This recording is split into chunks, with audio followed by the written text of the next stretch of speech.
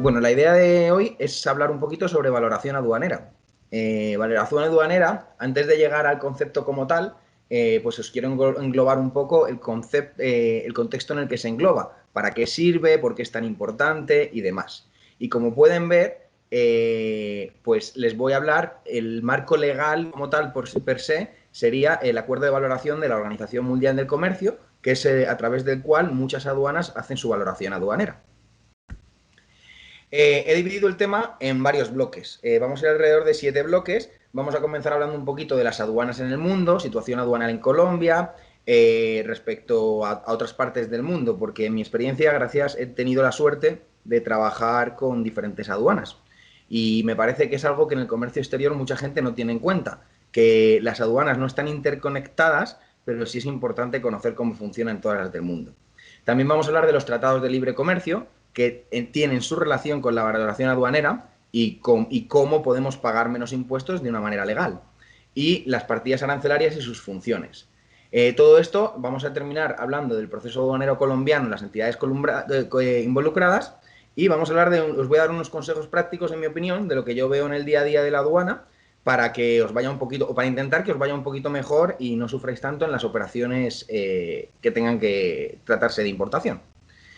Finalmente cerraremos ya con la parte más específica, que es la valoración aduanera como tal, su relación con los Icoterm 2020, y revisaremos de manera técnica todos los métodos de valoración aduanera que hay. Hablando de aduanas en el mundo, como os he dicho, pues he tenido la suerte de experienciar de primera mano 3 aduanas diferentes. La de Reino Unido, la de España y la de Colombia. Aparte, pues de todas las experiencias pues, que he tenido con aduanas, embarques en los que tengo que tramitar aduanas en destino o en origen, que son un país ajeno al mío. Pues la verdad os voy a decir, la mayoría de las aduanas funcionan muy similares. Es decir, todas tienen figuras para las mismas funciones. Por ejemplo, seguramente habéis oído hablar de importaciones temporales para perfeccionamiento o para reparación o exportaciones en garantía. Todas las aduanas, absolutamente todas las aduanas tienen diferentes métodos o difieren básicamente en la forma, pero tienen diferentes herramientas que permiten pues acogernos a todos estos elementos que son necesarios en el comercio exterior. Revisarlo versus los procesos aduaneros en Colombia versus el mundo. Pues mire, la mayor diferencia que yo he visto es la burocracia. ¿Qué quiero decir con burocracia? Mire, por ejemplo, para hacer una vinculación aduanera de un cliente en Estados Unidos, solo tienes que firmar un poder y ni siquiera tiene que ir autenticado. De manera digital ya puedes empezar a operar. En Europa pasa exactamente lo mismo. Un poder más enviar la Cámara de Comercio para confirmar que la persona que está firmando es la autorizada. En cambio, pues si habéis hecho vinculaciones aduaneras en Colombia, a nosotros nos piden un proceso mucho más complejo, que también es comprensible por la situación país, ¿no? Porque es un país de alto riesgo a la hora de la exportación. Pero bueno, entonces esa sería pues la mayor diferencia que yo veo entre la aduana colombiana y el mundo. Porque, por desgracia, hay cosas que son comunes a nivel mundial. Todas las normas son interpretativas y la mayoría de las veces es una discusión o conversación con el funcionario de aduanas para que pues acepte lo que estás declarando, si tiene alguna observación o similar, ¿no? Pasamos ahora por los tratados de libre comercio. Un tratado de libre comercio es mucho más profundo de lo que creemos. Un tratado de libre comercio, generalmente la gente tiene la creencia que solo sirve para no tener que pagar arancel. Pero estos tratados de libre comercio son mucho más extensos. Yo recomiendo que si los trabajan regularmente se lean el tratado como tal, porque hay muchos, por así decirlo, huecos, no huecos, perdón, como muchos, no me va a salir la palabra, detalles. ¿A qué me refiero? Por ejemplo, cosas que ustedes posiblemente no sabían. Si ustedes traen una mercancía de Estados Unidos y no tienen el certificado de origen en el momento de la importación, ustedes hay un proceso a posteriori para recuperar ese dinero, ese excedente pagado en arancel. Y eso es específico del Tratado de Libre Comercio de Estados Unidos. Entonces, eso es lo que tenemos que tener en cuenta que tenemos que conocer bien nuestro Tratado de Libre Comercio. Y sé que puede ser un poco aburrido, un poco cansón leerse la norma, pero la verdad, a la hora de la verdad, nadie se va a saber la norma ni se va a preocupar tanto por la norma de su carga como usted. Entonces, mi recomendación siempre es que todo lo que vayan a trabajar, luego en los tips lo veremos, se lean las normas y las intenten interpretar. o por lo menos tengan un conocimiento, porque la interpretación puede que se les torne un poquito más complicada, pero por lo menos que se lo lean. Luego, también pues hablamos de las partidas arancelarias, es otra parte muy importante de nuestra aduana. La importancia de las partidas arancelarias pues viene a ser la cédula de identidad de la mercancía. Entonces, es muy importante que clasifiquemos bien estas mercancías. ¿Por qué? Porque nos van a decir las restricciones que puedan tener, lo que vamos a pagar de impuestos, qué beneficios arancelarios podemos tener a través de un tratado de libre comercio. Nos va a dar toda la información de nuestro producto. Hay dos maneras de clasificar. Normalmente puedes clasificar con la agencia de aduana, con la que trabajas normalmente, y ellos te van a dar una partida sugerida, que no es definitiva. Es muy importante este detalle, ¿por qué? Porque luego un funcionario de la DIAN puede poner problemas a la partida que han sugerido. La única manera, si su mercancía es muy complicada, es pues por ejemplo un químico que incluye una mezcla de ciertos productos o similar, mi recomendación es que vayan ustedes a la DIAN, ellos ofrecen clasificaciones oficiales y les ofrecen un certificado de la clasificación. Por lo tanto, ningún funcionario de la DIAN podrá decir que esa clasificación no es la que es. Lo malo es que normalmente una clasificación sugerida de nuestra agencia de aduana nos cuesta 80.000, 90.000 pesos. En cambio, lo que nos va a costar con la DIAN va a ser un salario mínimo. Más posiblemente entregarle muestras, etcétera, etcétera. Yo siempre hablo de que es muy importante conocer los productos que vamos a trabajar. ¿Por qué? Porque, de nuevo, como he dicho, por desgracia, todas las aduanas del mundo, esto ya no es solo de Colombia, como todas las normas, ya no solo de aduaneras, sino pues cualquier norma o ley, son interpretativas. Entonces, ¿cuál va a ser vuestra mejor defensa? Conocer bien el producto que vamos a trabajar. Cuando alguien os diga, este producto no hace esta función, o no creo que sea que es el valor que usted me indica. O, entonces, si usted tiene los argumentos del conocimiento del producto y del mercado, siempre va a poder argumentar ante los funcionarios. Y ante una buena argumentación, siempre el funcionario va a acabar cediendo, siempre y cuando seamos capaces de demostrar, sin duda alguna, lo que estamos diciendo. Además, pues como os he dicho, las partidas arancelarias nos sirven para ver posibles restricciones o vistos buenos que tenemos que tramitar antes de traer la mercancía a Colombia, porque una vez la mercancía esté aquí, si no hemos tramitado estos vistos buenos, muy posiblemente no nos dé tiempo a tramitarlos no nos dé tiempo a tramitarlos a tiempo para tramitar la importación y posiblemente acabemos perdiendo la mercancía. Alejandro, tenemos una pregunta, nos levanta la mano Angélica María Sí. Anzoteagui. Angélica, si quieres abrir el micrófono para tu inquietud.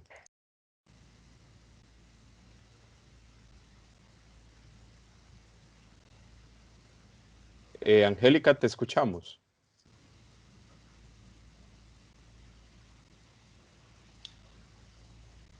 Raúl, si tienes la pregunta por el chat, me la puedes formular si quieres. No, en este momento solo veo que está levantando la mano. Tenemos otra pregunta de Juvenil Serna Pardo. Por favor, si quieres abrir micrófono para tu pregunta.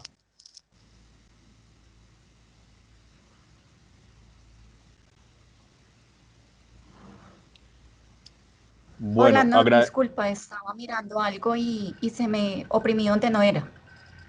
Ok, perfecto. Bueno, agradecemos a las personas que tengan preguntas hasta este momento, formularlas a través del chat y tener, digamos, en cuenta que vamos a estar muy pendientes si llegan a levantar la mano, es que porque vamos a tener, digamos, algún tipo de intervención. Muchas gracias. Listo. Raúl, es que yo no veo el chat. ¿Continúo entonces o hay alguna pregunta? Continuamos. Continuamos. El ritmo bien, no estoy hablando muy deprisa ni nada de eso, que es que a veces eso sí me da miedo. Por favor, en el chat nos cuentan cómo estamos en el tema de comprensión. Está perfecto. Ok, Genial. muchas gracias. Perfecto, pues entonces vamos a seguir hablando del proceso aduanero específico en Colombia. Vamos a hacer un pequeño recorrido, ¿no? Vamos a pasarlo muy por encima, pero a la vez pues os voy a dar os quiero hacer conocer pues los pasos que lleva la mercancía hasta que es nacionalizada, ¿no? Hay una parte que mucha gente no tiene en cuenta y es un trámite previo a la operación. De nuevo lo que decimos, antes de importar cualquier mercancía, ustedes deben hacer un trámite previo. La planificación, la clasificación arancelaria. Lo primero que deben hacer es conseguir la partida arancelaria. ¿Para qué? Para, como os he dicho, poder mirar todos los requisitos o, similar, o vistos buenos que pueda requerir esa mercancía y poder tramitarlos previamente. Hay vistos buenos como por ejemplo los del INVIMA, los de cualquier otra, los del AMLA, los que certifican, normalmente estos procesos que son un certificado anual suelen durar 2 o 3 meses en conseguirse. Entonces se tiene que hacer previo a la operación. Luego también, pues lo conocemos el registro de importación. El registro de importación es muy importante. Si tenemos algún...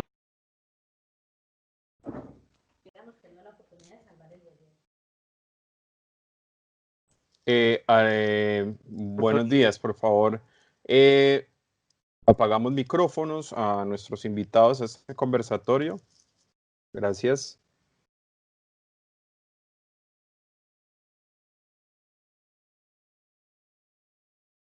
Alejandro, te quedaste sin audio.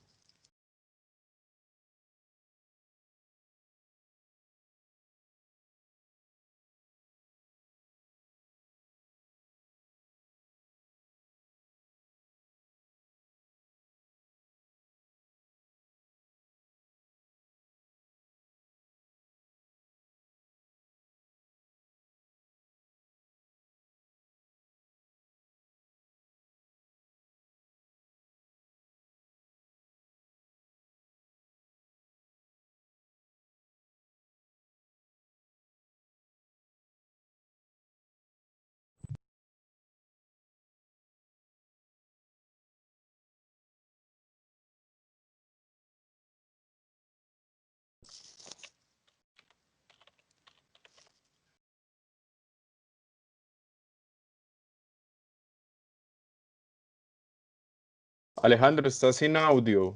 Para que por favor revises tu micrófono.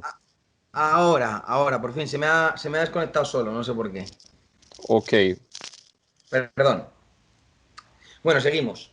Entonces, el registro de importación es un arma que utilizamos poco a menudo. Aparte de servir y de tenemos que utilizarlo obligatoriamente cuando tenemos un visto bueno o restricción, cuando tenemos dudas de si podemos tramitar una importación, siempre es conveniente hacer el registro de importación. ¿Por qué? Porque vas a tener aprobación o no de la entidad que tiene que aprobar, a la que van a consultar. Entonces, si tienes aprobación escrita, nunca vas a tener problemas en la importación o va a ser más difícil. Diferencias entre opciones marítimo y aéreo. Esto lo he puesto ¿por qué? Porque el marítimo y el aéreo son muy diferentes.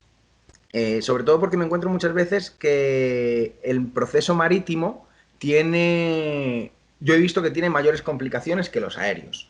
Los aéreos, pues debido a la agilidad que tiene la industria aérea, pues siempre tiene sistemas o tiene una mayor rapidez a la hora de tramitarse. En cambio, los marítimos, aparte de que tratamos con puerto y demás, con todas las dificultades que esto lleva y costos, también es un poquito más lento el proceso. Un marítimo puedes tardar 2 o 3 días en nacionalizarlo en puerto fácilmente, mientras que un aéreo, si no vas a depósito aduanero, en 24 horas lo tienes nacionalizado. Adicional, en mi experiencia, el punto siguiente, la revisión fiscal y la POLFA ha sido figuras de control posterior que me he encontrado más en el marítimo que en el aéreo, en la práctica. Siempre ha sido como más, o sea, el porcentaje en el que suceden este tipo de situaciones es más alto en puerto.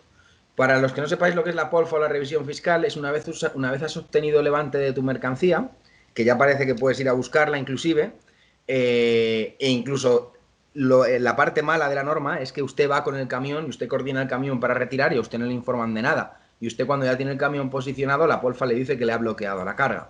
Es una inspección adicional, pues por así decirlo, a posteriori, una vez se ha tenido levante. Y la revisión fiscal, perdón, antes de que salga el depósito, y la POLFA es cuando es la policía fiscal, que es ya en tránsito, cuando la mercancía va en tránsito. Por eso el conductor debe llevar los papeles de la importación. Y luego ya están los controles posoperación. Los controles posoperación, y esto es muy importante, hasta 5 años después de una importación, la DIAN puede venir a pedirnos documentación, pruebas o cualquier soporte de la importación que hicimos. Repito, es hasta 5 años. Entonces es muy importante que todos guardemos nuestros documentos aduaneros, que tengamos nuestras carpetas con todas nuestras importaciones y que tengamos en cuenta también, muy importante porque este año yo ya he visto a varios clientes que les están buscando por esto, la legalización de divisas. La legalización de divisas es el proceso por el cual legalizamos la compra de dólares que vamos a girar al exterior. Si no hacemos este proceso, la DIAN vendrá, nos preguntará y muy posiblemente nos sancionará si no hemos tramitado esa legalización dentro del periodo estipulado. Esto, como os he dicho, es algo que yo ya he visto. Tenéis que tener en cuenta que debido a toda la situación con el coronavirus, pues la DIAN, como cualquier entidad, va a necesitar dinero. Y su manera de recaudar, siempre dentro de la legalidad, es buscar este tipo de errores. En este caso, la legalización de divisas, yo ya tengo más de 3 clientes a los cuales les han hecho requerimiento. Recomendaciones para el proceso aduanero en Colombia, ¿vale? Esto es lo que ya os voy a dar yo desde mi punto de vista personal, desde pues una especie de tips que os quiero dar y os quiero compartir para que vuestra planificación aduanera y vuestros procesos pues mejoren, ¿no? Pues mira, lo primero que os voy a decir y lo que me he dado cuenta mucho en la industria colombiana son proveedores confiables y efectivos. Yo me he dado cuenta que muchas veces parece que tenemos miedo de presionar a nuestros proveedores y es todo lo contrario, no nos olvidemos que somos sus clientes. Y si un proveedor no es capaz de dar información que necesitamos para la importación aduanera, lo único que van a hacer es complicarnos nuestra importación y posiblemente aumentar nuestros costos, que nos toque hacer preinspección, que podamos tener problemas y retrasos en el proceso aduanero. Por ejemplo, pasa mucho que los proveedores mandan mal los seriales, o mandan sobrantes y faltantes, o meten mercancía que no han declarado. Todo esto son problemas que si no hacemos preinspección, lo cual es un costo adicional, no nos vamos a dar cuenta. Y a la hora de una inspección física podemos tener un retraso o un problema o incluso el bloqueo de la mercancía puede llegar a pasar. Entonces, de nuevo es muy importante que de verdad vuestros proveedores tienen que ser aliados y tienen que ser expertos en el producto que os están vendiendo. Comprar a revendedores está bien, siempre y cuando sean expertos en el producto que nos están vendiendo. Este detalle es muy importante porque las operaciones se complican y se retrasan muchas veces no por sus proveedores nacionales, sino por la falta de información o cuellos de botella en estos procesos. De nuevo, pues como os he comentado, el buen conocimiento del producto y de las normas es vuestra mejor defensa a la hora de argumentar con cualquier funcionario de la DIAN. De nuevo, pues insisto y he hecho mucho hincapié en esto, las normas y las leyes son abiertas a interpretación. Entonces, ahí tenemos que tener un conocimiento o una capacidad de argumentar sin lugar a duda. Entonces, si eres Alejandro, capaz de hacer eso, sí. Hacemos un aporte de Mónica Betancourt Osorno. Nos dice por medio del chat, los errores de despacho y en documentos son muy frecuentes y eso solo genera reprocesos, riesgos y sobre todo costos en la operación. Mónica, agradecemos tu participación. Recuerden que pueden hacer sus comentarios o sus preguntas a través del chat de este conversatorio sobre valoración aduanera. Alejandro, qué pena interrumpirte. Hago otro aviso parroquial. Ya superamos la barrera de los 300 personas en esta sala. Agradecemos su participación y continuamos con el tema que estamos tratando. Perfecto, gracias Raúl. No, pues como bien has dicho, es que al final todos estos problemas de declaración nos cuestan dinero, tiempo y unos dolores de cabeza. E incluso, mira, nosotros desde la parte del proveedor, te puedo comentar que desde la parte del proveedor también es muy duro explicarle al cliente o decirle que ha habido un retraso y que es ajeno a nosotros. Porque pasa muchas veces que no, él me dice eso porque él tiene esa perspectiva, ¿no? Está condicionado. Y la verdad no es así. Nosotros somos asesores en comercio exterior e intentamos pues ayudaros en todo lo posible, pero al final es muy importante todos estos detalles. De nuevo, aquí lo pongo, insisto otra vez, leer la norma personalmente. Nadie debe tener en esta industria ningún reparo en compartiros la norma en la que se están basando. Si pueden tardar un poco más a lo mejor en decir el artículo específico y demás, pero mi recomendación, insisto, es que se lean la norma personalmente. Luego, la interpretación, obviamente, la va a hacer mejor un experto en aduana o no, pero ya por lo menos tenemos una base de por qué nos está diciendo lo que nos está diciendo y de si está de verdad legislado. Y aquí lo último, sobre todo aduaneramente, ¿vale? Ya no logísticamente, pero aduaneramente, la urgencia va en contra de la efectividad. Muchas veces nos ponemos a correr. Y sí, eso lo arreglamos por el camino. Y la partida arancelaria no está, pero no te preocupes. Y no sé qué. Y al final, por no perder un día planificando, consiguiendo la información que queremos, luego llegan las cargas aquí a destino. Nos falta información y el retraso y el costo es peor.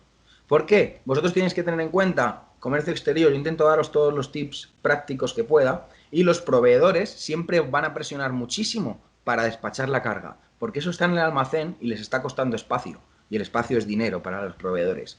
Ellos siempre van a estar felices de sacar la mercancía lo más rápido posible, pero ahí es donde vosotros o vuestro asesor de comercio exterior tiene que hacer de filtro y decir, hasta aquí, me falta esta información, si usted me la da ahora mismo, con mucho gusto retiramos, pero necesito esta información antes. Entonces, muchas veces tener en cuenta que un día en planificación, nos parece que no, 1 o 2 días en planificación nos pueden ahorrar 3 o 4 días o una semana o incluso 2 semanas en aduana. Y ya, pues vamos a entrar un poquito ya más en lo específico de valoración aduanera. Valoración aduanera. ¿Qué es la valoración aduanera? La valoración aduanera es la base que vamos a utilizar para el cálculo de impuestos y el ad valorem de aduana. Entonces, ¿por qué es tan importante y para qué sirve la valoración aduanera? Pues como os he dicho, va a proteger la economía del país y va a proteger las industrias del país. Muchas veces los aranceles son una medida de protección, como pasa por ejemplo con los textiles para la industria nacional. Entonces, todo eso va relacionado y todo eso lo vas a pagar en función del valor de aduana que vaya a tener la mercancía. Entonces, por eso es tan importante la valoración aduanera, porque estamos defendiendo la economía y estamos defendiendo la industria nacional. Luego, pues obviamente, con los certificados, como os he dicho, con los tratados de libre comercio, uno puede intentar pagar menos o no, pero siempre dentro de la legalidad. A efectos prácticos, declarar de más o infradeclarar. Declarar de más nunca va a tener problemas. Ninguna administración del mundo se va a quejar porque pagues más impuestos de los que debes. Eso es algo claro. Infradeclarar sí puede tener consecuencias. En el momento de la declaración, o sea, en el momento en el que usted está presentando la declaración al funcionario de la DIAN, en ese momento lo que puede pasar es que la DIAN le diga, no, esos valores no me sirven, ajustelos y vuelva a presentar la declaración. Entonces, volvemos a subir los valores y ahí no tenemos ningún tipo de penalización. Eso es en el momento de la importación. Pero si luego es un control a posteriori, ahí sí podemos tener sanciones, intereses y demás. Entonces, eso hay que tener un poquito, hay que tener buen ojo y intentar declarar lo justo. Obviamente, como empresarios, pues tenéis que optimizar vuestros costos. Siempre y cuando, pues ahí es donde tenéis que preguntar a vuestro asesor aduanero cómo declarar el mínimo siempre dentro de la legalidad. ¿Vale? Y de verdad, luego vamos a ver lo que es el valor de la transacción, tiene que cuadrar con todo esto.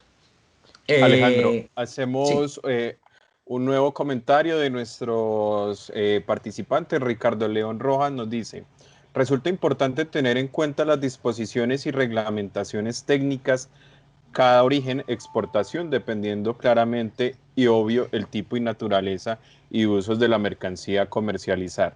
Respecto a las clasificaciones oficiales de la DIAN, se hace obligatorio para casos de la denominada unidades funcionales. Ricardo León Rojas, agradecemos tu participación en este conversatorio sobre valoración aduanera. Alejandro, te sigo cediendo la palabra. Exacto, no, perfecto, lo has entendido, lo que yo quería decir lo has representado perfectamente. Cuando tu importación, cuando el producto o mercancía que vas a importar es complicada, como por ejemplo lo que me estás diciendo, unidades que se acaban montando, siempre es bueno tener en cuenta que la clasificación oficial de la DIAN nos puede ayudar mucho, mucho, mucho. Y ahí, pues, es valorar lo que nos puede salir de costo, un costo-beneficio respecto a un salario mínimo y el tiempo a invertir, porque es verdad que esas clasificaciones no son inmediatas. Bueno, estábamos hablando de las consecuencias de declarar de más o infradeclarar. Como os he dicho, pues la infradeclaración nos pueden obligar a ajustar y ahí es donde viene lo siguiente. La DIAN tiene una lista de valores mínimos o umbrales de mercancías. Es decir, por ejemplo, vamos a intentar simplificarlo. Una camiseta de algodón como mínimo vale $1. Eso es lo que sabe la DIAN, por lo que ha traído, se ha basado en bases de datos de importación, en información sobre productos similares y demás, y él ha calculado que la base mínima por camiseta, por así decirlo, es de $1. Entonces, toda la persona que declare eso por debajo le van a obligar a ajustarlo a ese dólar, a no ser que, como veamos ahora a futuros, podamos demostrar que nuestra valoración aduanera es diferente. La valoración aduanera en el mundo es muy similar. Como os he dicho al principio, estamos basados en las recomendaciones de la Organización Mundial del Comercio, que no es una entidad que tenga validez legal, pero que en este caso, pues la mayoría de países se rigen por estos mismos criterios a la hora de valorar aduaneramente sus mercancías. Si hablamos de valoración aduanera, tenemos que hablar de Incoterms 2020. ¿Por qué os voy a hablar de Incoterms 2020? Porque en la práctica, ahora vamos a entrar en la técnica de valoración, pero en la práctica, básicamente la valoración aduanera casi siempre va a ser valor CIF más un poquito de liberación y demás. ¿Por qué? Porque las mercancías, el tránsito internacional, se considera finalizado una vez importamos, una vez tenemos levante de aduana. Entonces, esos gastos no los tenemos que implicar en la valoración aduanera, los posteriores al levante, pero los anteriores sí. Que al final los anteriores al levante es el CIF más un poquito que te gastas en destino. Eso, pues, a nivel práctico. Vamos a hacer un recorrido rápidamente. S-Works, pues ya sabemos, es como ir a buscar a la puerta del fabricante. Un detalle de S-Works que la gente no suele saber y es que los proveedores cargan por cortesía, pero S-Works no incluye cargue. Otra cosa es esa, que los proveedores por cortesía estén cargando, pero no incluye cargue S-Works. FCA, pues ya lo sabemos, la responsabilidad se entrega, la responsabilidad y riesgo y costo se entrega a la hora de entregarle a un transportista. Transportista puede ser transportista terrestre, puede ser aerolínea, puede ser naviera, puede ser una bodega, puede ser un agente de carga. O sea, es cuando cambias la potestad de un ente a otro. Por ejemplo, en Miami es muy utilizado el término FCA a la hora de entregar en bodega. CPT, pues Carriage Paid To, sería pues todos los gastos pagados. Los términos C, que yo llamo, así a lo personal, CPT, CIP y CIF, suelen ser hasta aeropuerto o puerto de destino. Recordemos que los Incoterms no son ley. Es un acuerdo que se entiende entre proveedor y comprador, pero en ningún momento son ley. Son modificables y ahora, ¿por qué hablo de correcta utilización de los Incoterms? Y debemos especificar el lugar de entrega de responsabilidad entre paréntesis después del Incoterm. Si no hacemos esto, el Incoterm no queda completo. A la hora de la práctica se ha utilizado sin eso y no pasa nada, ¿no? Pero lo correcto sería, por ejemplo, poner DAP entre paréntesis, pues vamos a decir Itagüí. O DAP entre paréntesis Cartagena. Entonces, eso es lo que nos está faltando a la hora de la práctica a mucha gente. De nuevo, son flexibles. Por ejemplo, os voy a dar ejemplos prácticos. Aunque tú compres Export en Brasil, en Turquía, normalmente la aduana la hace el shipper turco. ¿Por qué? Pues por costumbre comercial, por temas de leyes hay específicos, pero fíjate que estamos hablando de un export sin aduana de exportación. De nuevo, flexible. Seguíamos por aquí por DAP, pues Delivery at Place. Esto simplemente incluye todo menos la aduana y los derivados. En este caso ya conocéis los derivados de aduana, que son el depósito aduanero o los gastos portuarios. DPU es nuevo.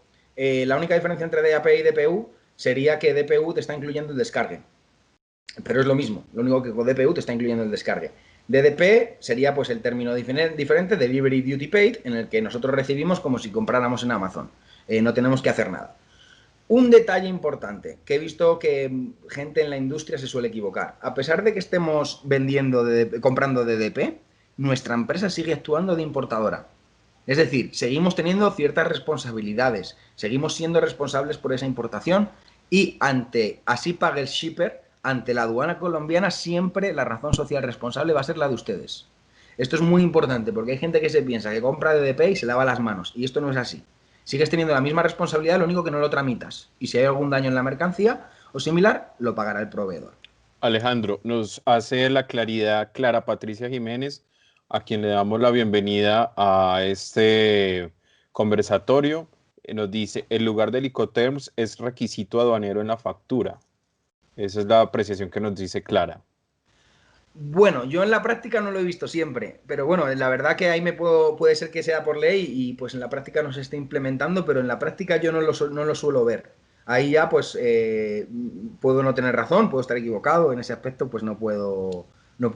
Yo sé que el Incoterm lo piden, pero no he visto si piden la especificación.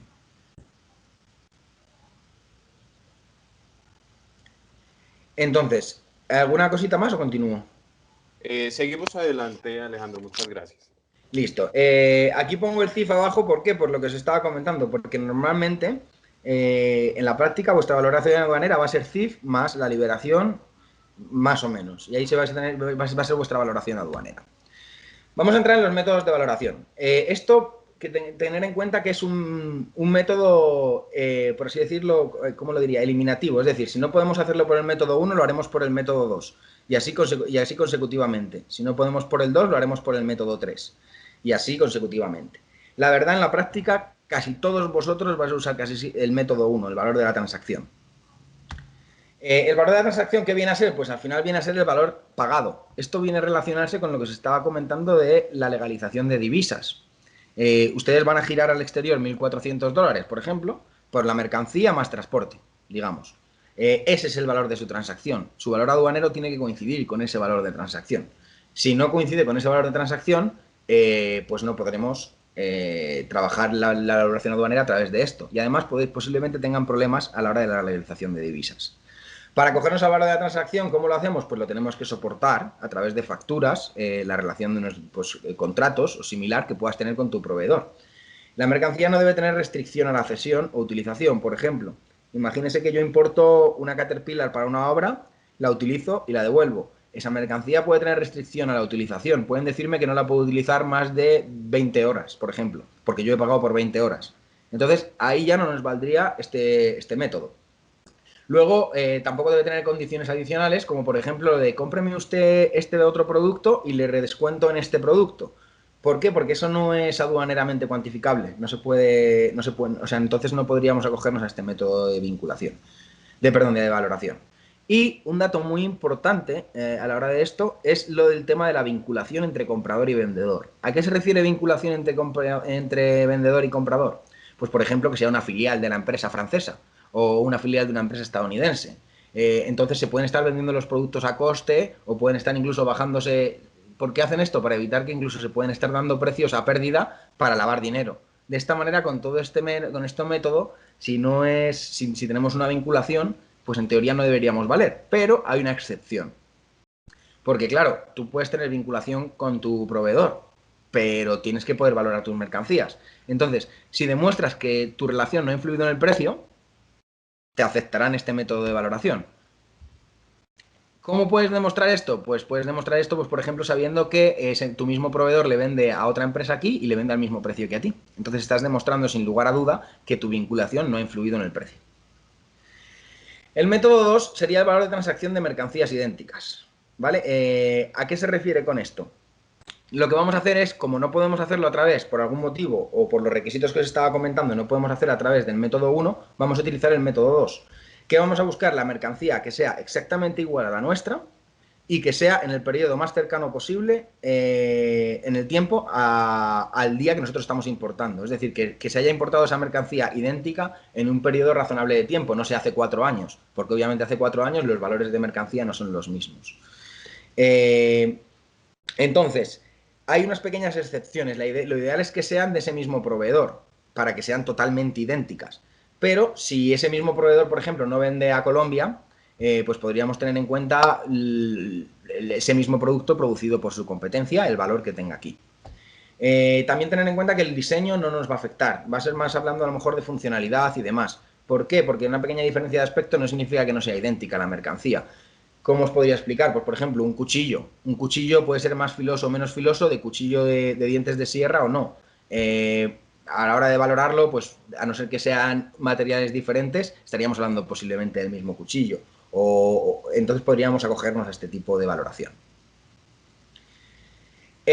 Una cosa importante que se me ha olvidado comentar. Cuando nuestras mercancías no se valoren por el método 1, lo más probable es que tengamos que tener reuniones con la DIAN para que acepte alguno de los términos siguientes de valoración, porque ya se sale del día a día. Como os he dicho, el día a día vuestro va a ser la valoración 1, siempre.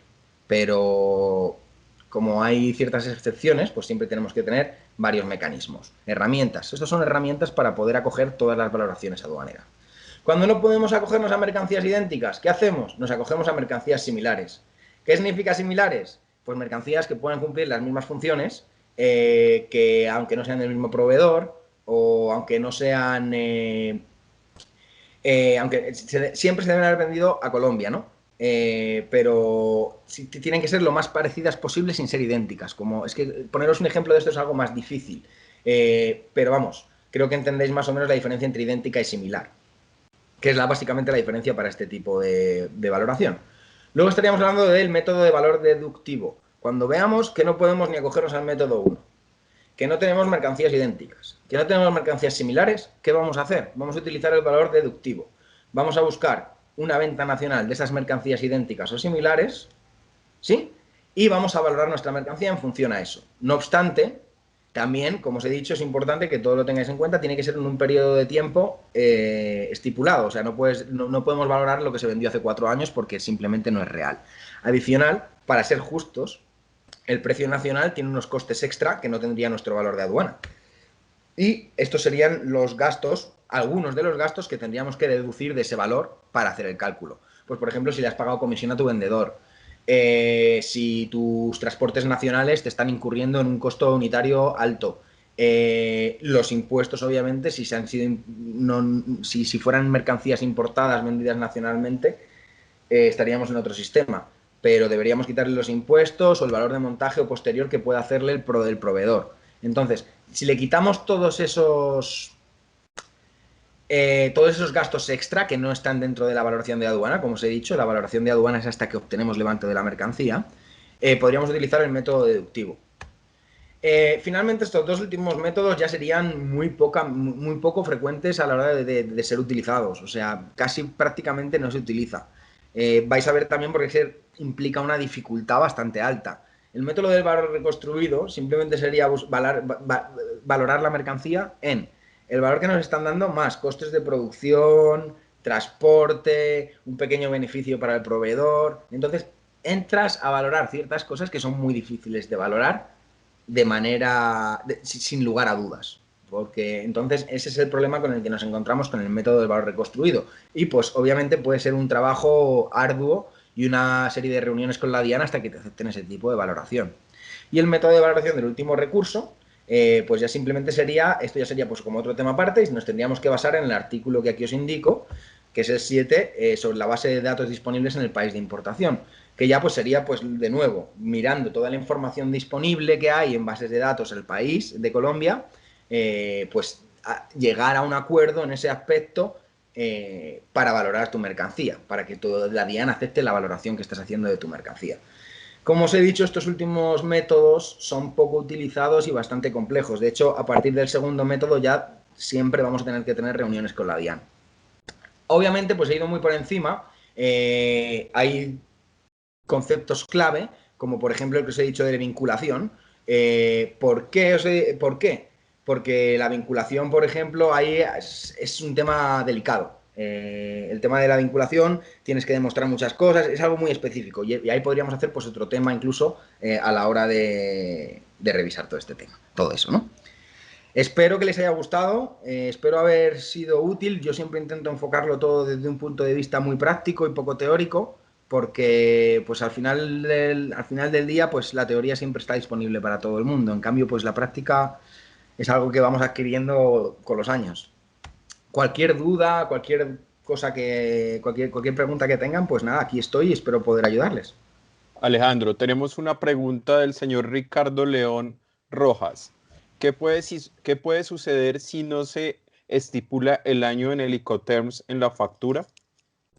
No, el año no pasa nada. Lo del año, en este caso yo os he puesto 2020 porque son los más recientes, pero hay gente todavía cogiéndose a los Incoterms anteriores. El año no es tan importante. Lo del año simplemente sería por ponerlo actualizado. Igual no cuesta nada ponerlo. O sea, ahí es algo que nunca te va a hacer daño. Pero no debería haber ningún problema porque no especifiques que son 2020. Diana Carolina Ramírez nos levanta la mano. Quedamos atentos a tu pregunta. Hola, buenos días a todos. Tengo una consulta con relación al término de negociación network. Sí. Digamos que se define que es muy obvio de que ya es en fábrica, ¿sí? ¿Es necesario indicar la ciudad siendo un término de network? Es que él tenía como una apreciación de que había como algún concepto que decía que como que es obvio que es tu fábrica, pero pues quisiera aclarar. Sí, claro. Mira, en este caso, pues yo sí pienso que es necesario ponerlo. Le voy a explicar por qué. Muy sencillo. un proveedor puede tener diferentes zonas de carga, puede tener plantas en el país, incluso en la misma ciudad puede tener 2 o 3 plantas, porque han decidido distribuirlo así. O, por ejemplo, puede tener una planta en Madrid y otra en Barcelona. Entonces ahí sí es importante decir dónde. Al final luego en los contratos y en el día a día, en la práctica, ¿no? Pues nos ayudamos y todo el mundo se entiende y se sobreentiende que estás comprando donde querías comprar. Pero por este motivo siempre puede ser aconsejable ponerlo. Entiendo, listo, muchas gracias. Nada. Ok, todas las personas que tengan alguna inquietud podemos levantar la mano o simplemente manifestarla a través del chat. Quedamos muy atentos a sus preguntas, inquietudes sobre capacitación referente a valoración aduanera. Diana Carolina Ramírez, tú ya participaste, tienes la manito arriba. Tenemos otra pregunta de Mónica Betancourt. Puedes abrir micrófonos cuando quieras. Gracias, buenos días, Alejandro.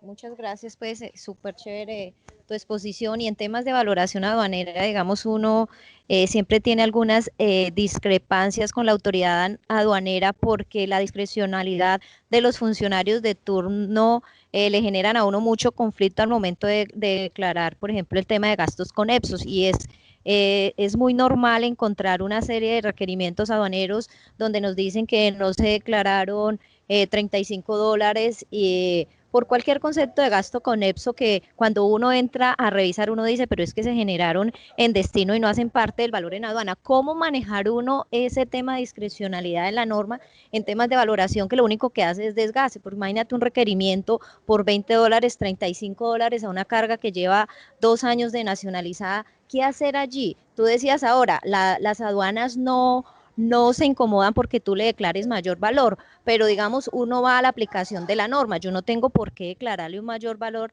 a la autoridad aduanera cuando dentro de mi criterio, de mi concepto, no aplica. Exacto, mira, pues ahí os he dicho, por eso fíjese que yo estaba hablando todo el rato sin lugar a duda. Si eres capaz de demostrarle sin lugar a duda que eso es un gasto de destino, no deberían cobrarlo. El problema es que los requerimientos, por desgracia, los vas a tener que responder siempre. O sea, es algo que no vas a poder evitar, a no ser que tengas pues reuniones previas y llegues a un acuerdo de valoración con la DIAN a través de uno de estos métodos.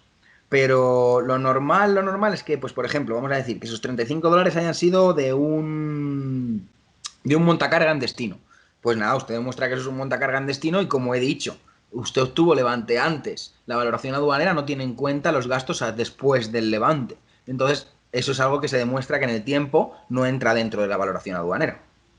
Pero, exactamente, por desgracia, es algo que, y nos pasa en todas las aduanas del mundo, vas a estar a discreción y nos va a tocar responder todos los requerimientos de la DIAN y demostrarles, sin lugar a duda, que lo que estamos diciendo es correcto. Tenemos pregunta de Luis Carlos Martínez. Nos dice, ¿sería bueno profundizar con los gastos conexos al transporte? Gracias, Luis Carlos, por la participación.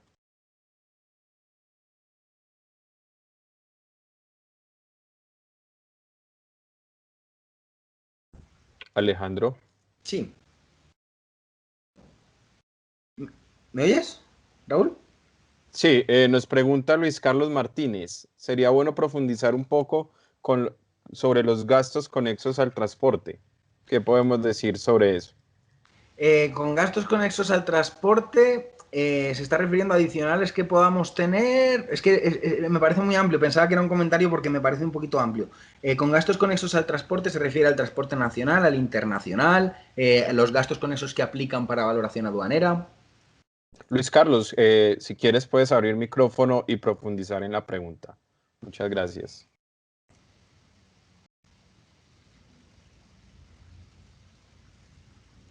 Mientras Luis Carlos se prepara con su pregunta, vamos a leer la de Nelson García. Buenos días. Si yo tengo una negociación CIF que me cubre el seguro, pero mi empresa cuenta con un seguro global, ¿en la declaración debo poner el porcentaje de los dos seguros?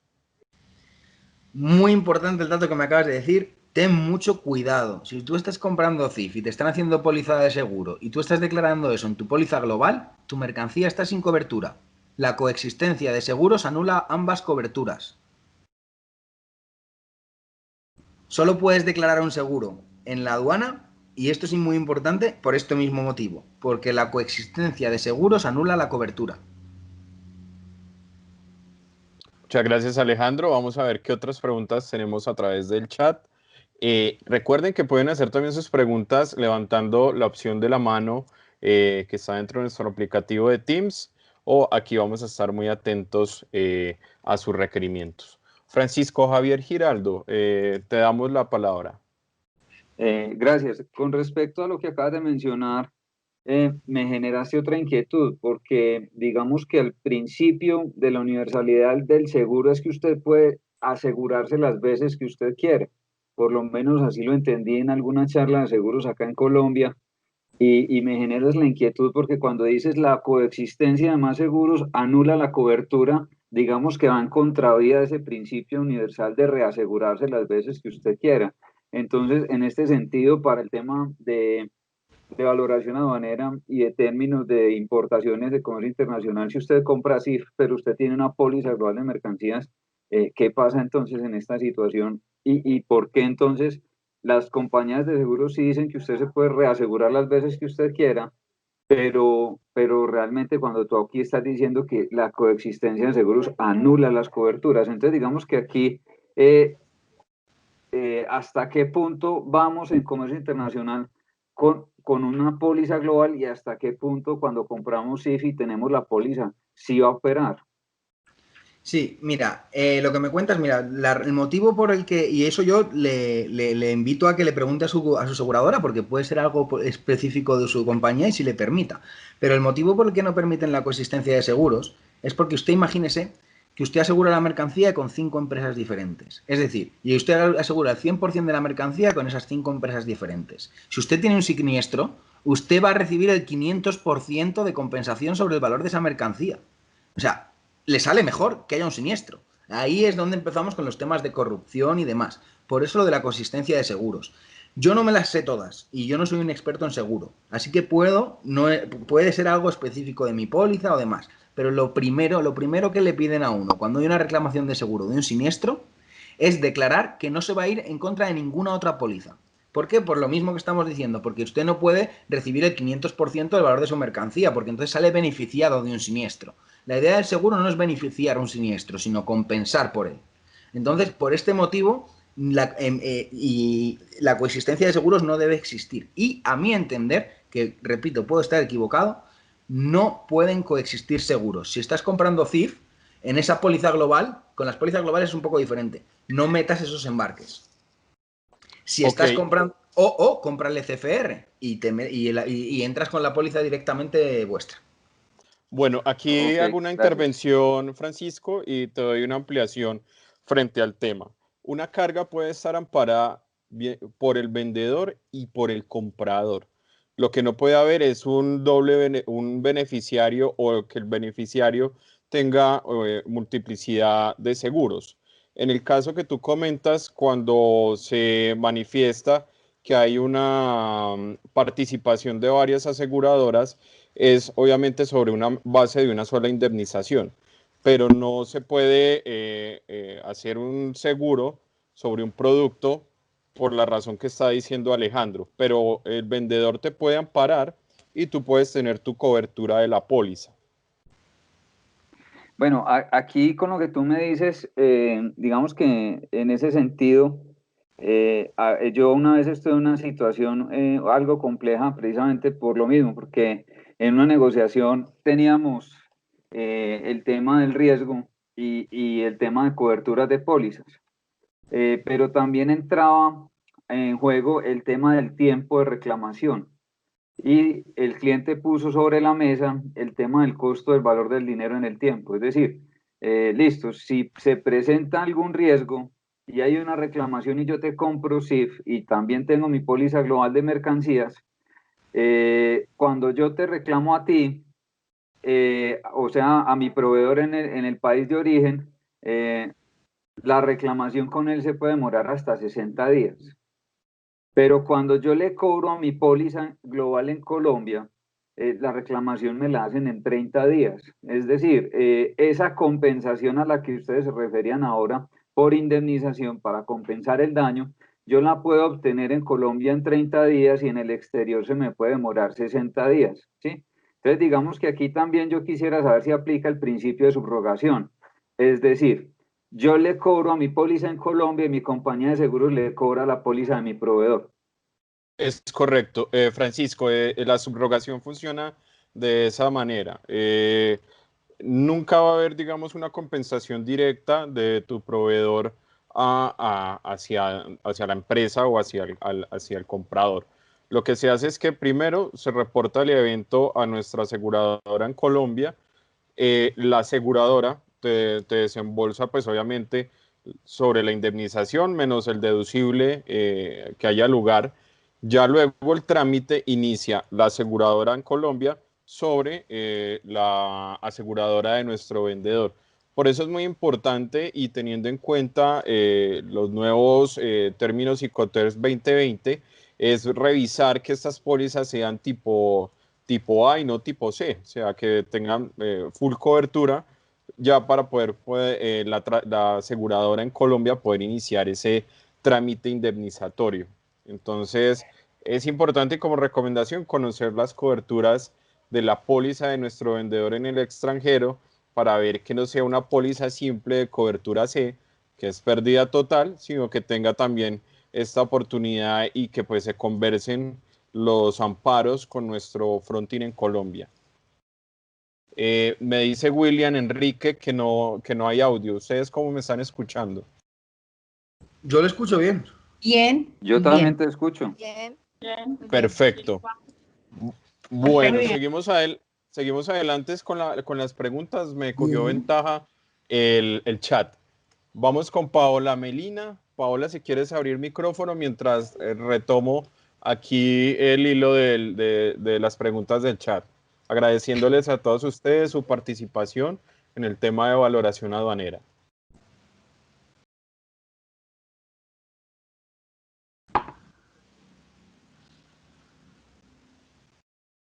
Mientras se prepara, vamos a hablar, vamos a hacer conocer otra pregunta de Ricardo León Rojas.